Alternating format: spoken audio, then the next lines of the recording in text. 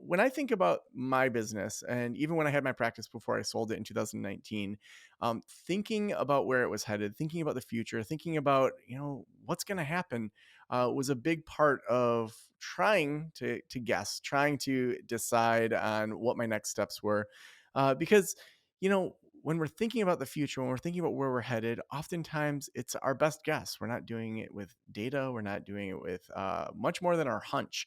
And it doesn't have to be that way, which is why I'm so excited today to have Charlotte Kemp with us. Charlotte is the Futures Alchemist, a futurist keynote speaker who works with organizations to co-create preferred futures. Charlotte's the immediate past president of the Professional Speakers Association of South Africa, vice president of the Global Speakers Federation, and is a professional member of the Association of Professional Futurists. Charlotte's also the author of a number of books, including Futures Alchemist, which presents a narrative of how to use her map, compass, and guide model to navigate unknown futures. Charlotte, welcome to the Practice of the Practice podcast.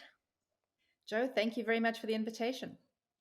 I gotta say, when I hear Futures Alchemist, my initial thought was like, oh, I don't know about this. Is this a psychic or something like that? But then as we talked, and to hear how you think about futures and your 4 steps futures plan and all that, I love actually the branding of it, where it adds some intrigue, where it's like, oh, what is this person really talking about? So those of you that may have tuned out for a second, like, just stick around, because I think Charlotte's going to drop some values on us that are going to really help us understand some things. So Charlotte, tell us a little bit about how you got into futures planning. And I want to, after that, just talk about your 4 steps future plan to kind of start us off in the episode.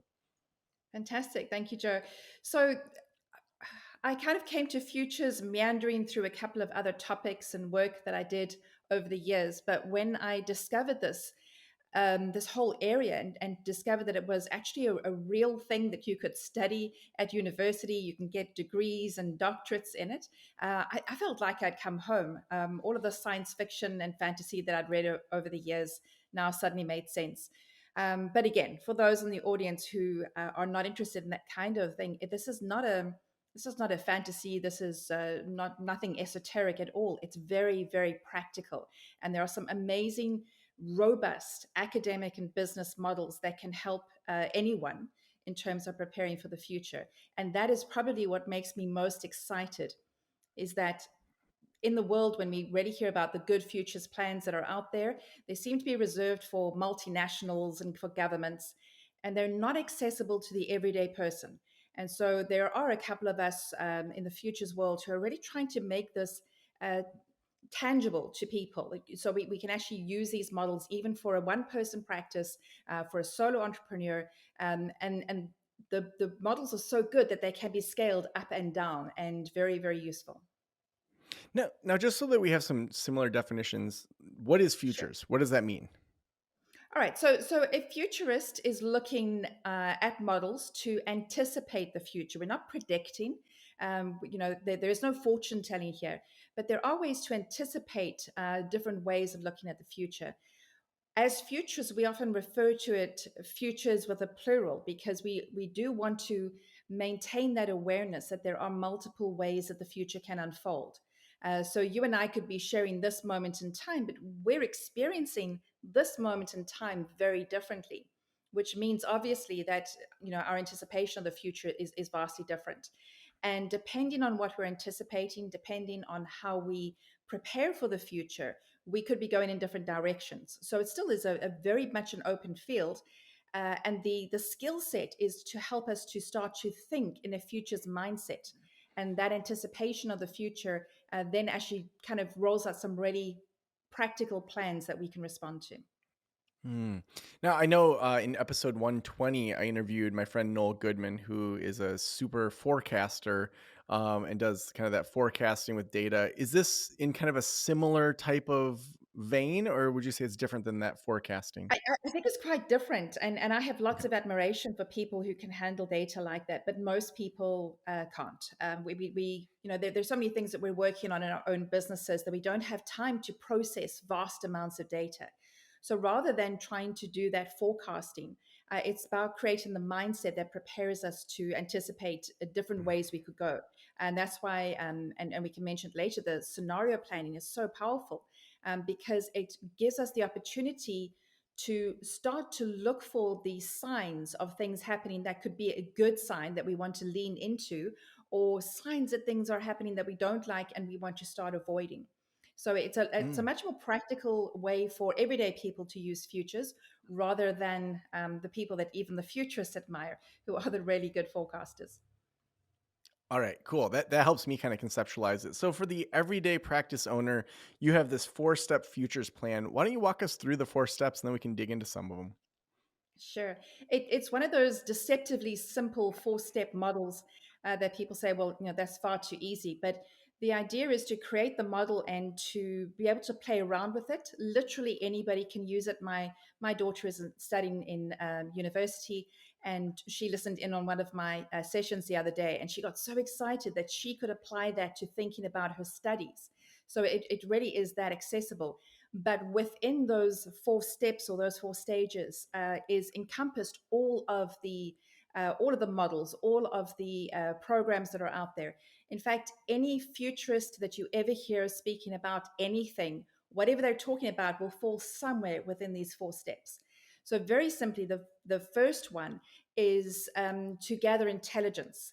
To gather the information we need. So, our super forecasters would be gathering a great deal of data, but we want to gather intelligence about what are the trends in our particular sector, what are the trends, what is happening in the life or the culture of the city that we're based in, what is happening in the lives of our clients. And that's just data and information we need to gather. And any business or practice would be looking at that anyway.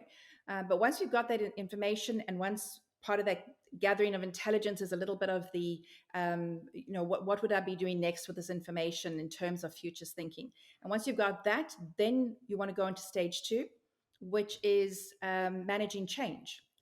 And we're going to be changing anyway. Every day that we move into the future, there are going to be changes in our lives, our businesses, our practice, the world around us. So change is happening, but how we approach change, how we manage change, whether it is driven from within us out so that we are causing the change, or whether we feel that change is being imposed on us, that kind of attitude towards change is really vital in terms of getting the best value out of it. So we want to lean into change. It's going to happen anyway. So let's find the best approach to it.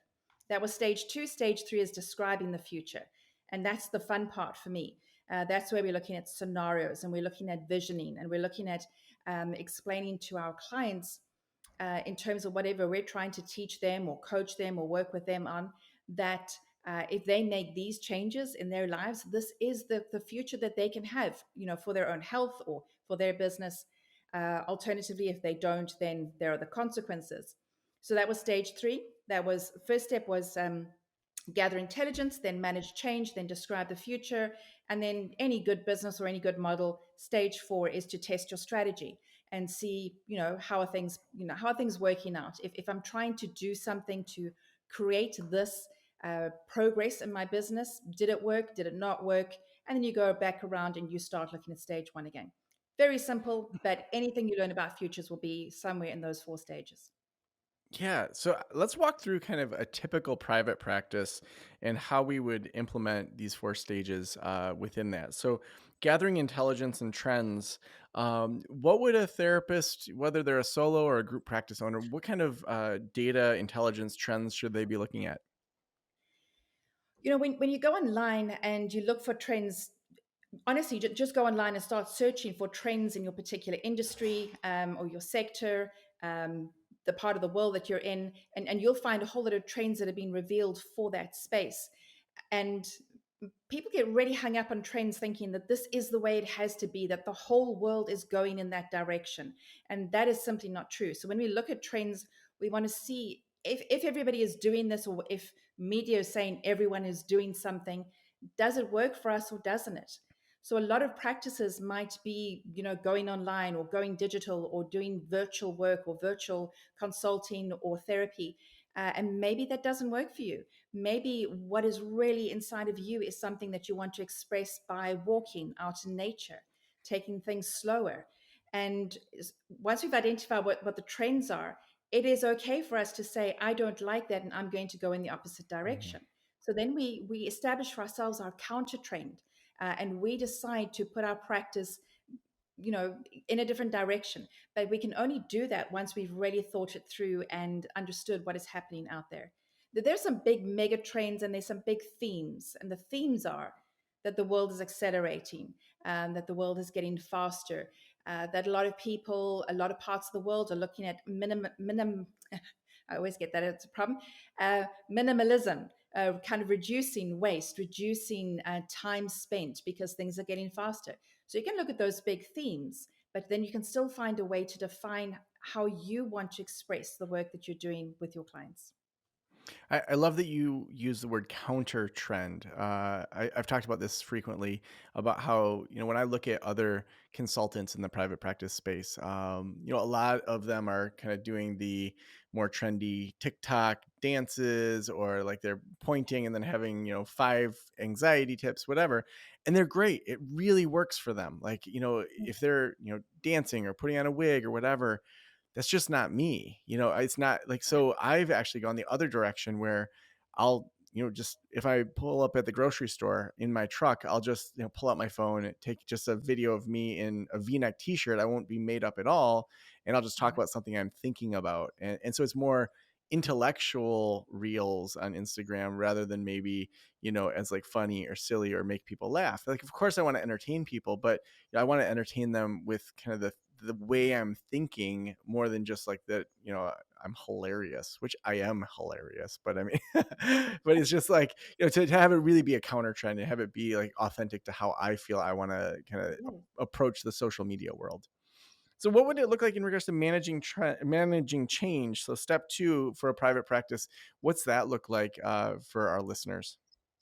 All right, so managing change, I think, is probably really essential for any of us who are trying to cause change in other people. So even the work that I'm doing, it's either going to be an intellectual change or a change in our heart in terms of the approach that we want to do, and then you have to see that in action. And I'm sure your listeners and your audience have a lot of their own experiences. I found a couple of things to be useful when I'm talking to people about change. And the first one is what I mentioned before is we don't like change imposed on us. If somebody tells us we have to do something, we go to a doctor and they say your blood pressure is too high and your cholesterol is too high and you must start, exercising. We don't like that. And if you make the mistake of coming home and telling your spouse, then the next morning they're saying you have to get out of bed and you have to exercise and you can't eat the bacon sandwich. Um, we don't want that change imposed on us. So if we recognize that, then we don't want to do that to other people. We don't want to tell our clients that they must change. We want to invite them into a conversation to co-create a change that will be beneficial for the future for everyone involved. And when we feel like the change has been initiated from within us, then it is so much easier to embrace. And the other part of change is that um, we like the well, we're in a particular place and we see that there's another place that we want to be in, and we might really want to be in that other place. But it is that messy transition between the two that is so difficult. And even when I'm talking to people about futures thinking, they might see the value of doing that kind of work, but the effort of learning a new language about how to talk about the future, the effort of learning new models and seeing how it works and getting the data and the information together, that seems a little overwhelming because it's messy, and that transition period is what we're trying to avoid. So if we can find a way to bridge that or to help people to move through that or to really embrace the potential future that they could have, so much that they're willing to get through it, is going to make the whole process so much easier. You used a term invite change, and a lot of folks listening are the business owners. So they often have less people outside of them saying you need to change as much as they may have a vision for something. How can they invite change in their own organization so it doesn't feel like if they're going to their assistant or other clinicians that those people feel like they're being pushed into change, but instead they're inviting them into a different type of future that's maybe better for the business or better for clients? Yes, I'd love to have a better way to describe this because I don't want it to sound manipulative. But the person with the vision to change is already creating the future. That person already has a picture of what they want the future to be, and we need more creators of the future. But not everyone is a creator. Many people are explorers. They're willing to be led into the future if there is a brave soul to kind of guide them in that direction. And I think what needs to happen is that creative change needs to have a really clear understanding and a definition of their values, and their picture of the future, and why that picture of the future is a good one, an inclusive future for everyone, and why it is worth taking that journey into the future. And then they need to sit with the team and help them to paint that picture, and get them to start contributing to how that journey would look, what they would do to get there, rather than saying, okay, I've come up with a plan, these are the steps we're going to take, and we will be like this in the future, and from now on it's going to be different. And none of us responded well to that, even when our parents tried it when we were younger. So we need to have that conversation, and allow the space for the team to be able to express some version of their future, and incorporate that into the future plan. It really does need to be co-created. Futures that are imposed on people very seldom serve everyone in the team. Mm. Now, are there any other tips to help with that messy transition? You had said kind of that gap is where it often gets messy. You just gave some great tips. Any other tips on just, how leaders can kind of enact that future while making it a little less messy for their team? I think if we move on to the next part and we look at the describing the future, I think it actually does serve that. So Okay, let's do describing the that. yeah. Yeah, so describing the future would be describing what that good future would look like and the benefit it would have for people, and then describing equally the future that we want to avoid. So what very often happens now with businesses is they create a business plan, and our business plans, business advisors tell us we need it, the bank tells us we need it, and we create a business plan, and very often once it's done we put it aside, and then we just muddle along, responding to everything else that is going on in the world. So now I've got bad news for you. Now we need to have three business plans, because we need to have three scenarios. So the first scenario is this utopian one. It's the best thing ever that could happen to your business is going to happen in the next couple of months. It is going to be awesome. You're going to get the best clients. You're going to have so many opportunities, and it's really, really exciting. And you need to create that scenario in your head. You need to imagine what it looks like, and you need to experience the emotions of it, because when we get excited, all the emotions start flooding through our bodies, and then we have, because of these emotions, we can't make logical plans. We're getting excited about how we're going to spend the money, and what we're going to do and how impressed people will be. So we need to get over the emotion, and then we need to create some logical plans, including a business plan for the best year of your business life ever. Then on the flip side, your dystopian version, the worst case scenario, literally. And there you're looking at things are going to get worse. Things, if you thought COVID was bad and disruptive, that was nothing. And you want to create that negative plan. It really is negative thinking. It's the opposite of positive thinking. And I don't say this flippantly. I say this pretty seriously. If you're going to do that exercise, do it in a safe place and a safe time. Don't do it on a Monday morning in the office, with other people around you, because if it triggers anything in yourself, you're going to have a really tough time recovering. So in a safe place, safe time, imagine that worst case scenario. Let your body and your brain feel those emotions, and then get past the emotions, and then sit down and logically work out the business plan. Will you need to lay off staff? Will you need to take a loan, or how would you pay back a loan that you already have? What's going to happen to your clients? You want to work out all those practical steps. And then the third scenario is our everyday, middle of the road, next year is going to be 10% better than last year kind of plan. Once you have those three, it's so much easier to talk to the team, to be able to explain to the team, this is what we're looking at, this is where we want to go. And maybe we never get that absolutely wonderful, awesome version of the future, but we can get pretty close there, because Now you've got a business plan for it. Now you can anticipate some things. Now when you see an opportunity, you can jump on it because you've trained your brain to think of it. And on the flip side, if something is going wrong and something happens, there's a little red flag that pops up and says, remember your worst case scenario? This is what it could look like. And you want to address that really quickly. And you can because you've thought of it. And now you've given that language to your team, and they're able to come back to you and share their concerns or their plans, or they can alert you to things that they're seeing, either the good opportunities or the warning signs. Mm.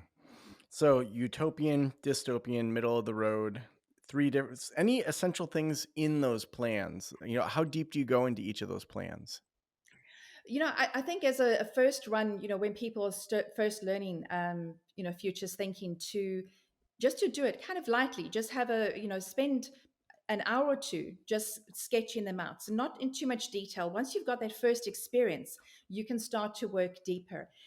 In big companies and corporates, when they do a scenario planning exercise, it can run to 9 to 18 months because they go deep into creating immersive futures to experiment with things and see what products they're going to come up with, and test out emotional responses.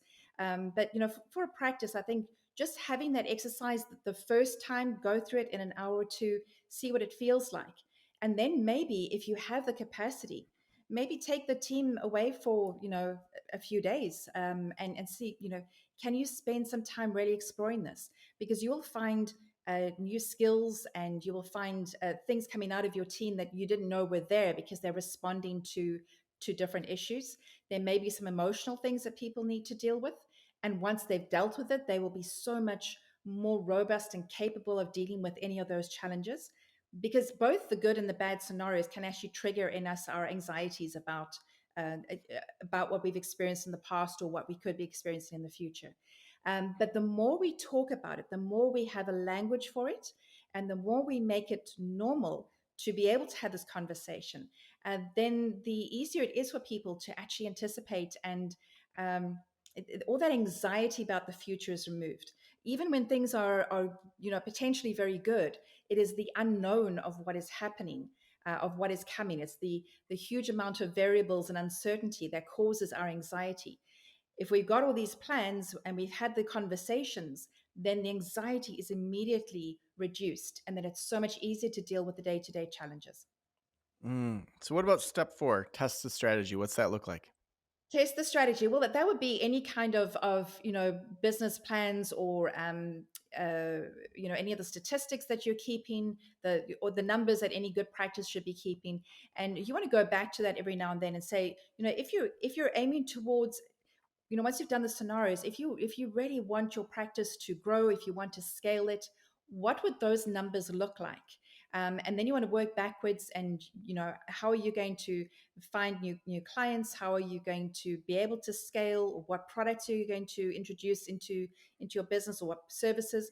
um, and then you're just going to keep kind of track of those. There are some really interesting models. One is called wind tunneling.